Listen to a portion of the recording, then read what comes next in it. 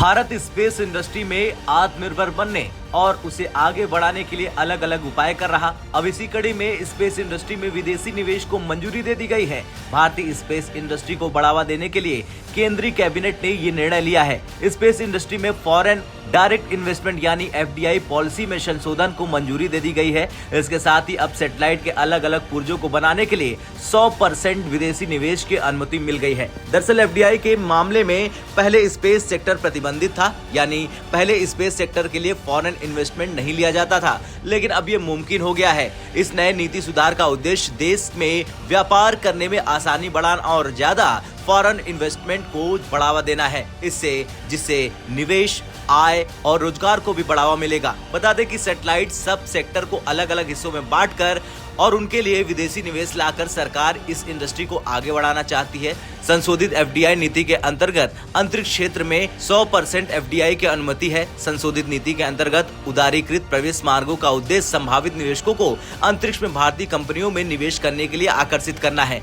Policy में हुए बदलाव की बात करें तो इसके तहत स्पेस सेक्टर के भीतर अलग अलग गतिविधियों के लिए FDI सीमाएं निर्धारित कर दी गई हैं, जैसे सैटेलाइट मैन्युफैक्चरिंग और ऑपरेशन, सैटेलाइट डेटा प्रोडक्ट और ग्राउंड और यूजर सेगमेंट में 74% तक FDI की अनुमति है। इससे ज्यादा अगर इन्वेस्टमेंट लिमिट होगी तो उसके लिए सरकार की मंजूरी की जरूरत होगी। इसी तरह लॉन्च व्हीकल और एसोसिएटेड सिस्टम या सब सिस्टम के साथ स्पेस पोर्ट निर्माण के लिए ऑटोमेटिक रूट से 49% तक FDI की अनुमति है। इससे ज्यादा के इन्वेस्टमेंट के लिए सरकार की मंजूरी लेनी होगी, जबकि सैटेलाइट के सिस्टम और सब सिस्टम के लिए ग्राउंड और यूजर सेगमेंट के लिए 100% निवेश लिया जा सकेगा। प्राइवेट सेक्टर की बढ़ती भागीदारी से इस क्षेत्र में रोजगार के अवसर पैदा होंगे। साथ ही स्पेस सेक्टर में भारत और भी ज्यादा आत्मनिर्भर हो सकेगा। भारत की मेक इन इंडिया और आत्मनिर्भर भारत पहल को बढ़ावा मिलेगा।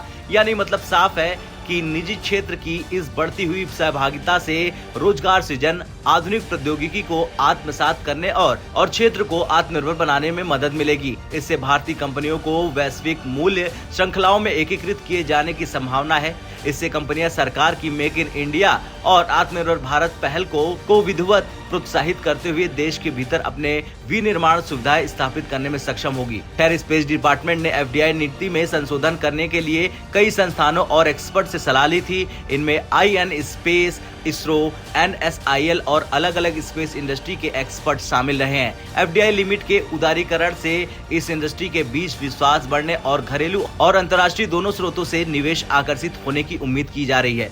अब आपका क्या कुछ कहना है जिस तरह से स्पेस सेक्टर में अब FDI को अनुमति मिल गई है उसे लेकर, और क्या अब चीन को ये बड़ा झटका लगा है? आपका क्या कुछ कहना है कमेंट कर जरूर बताएं। ब्यूरो रिपोर्ट, भारत तक।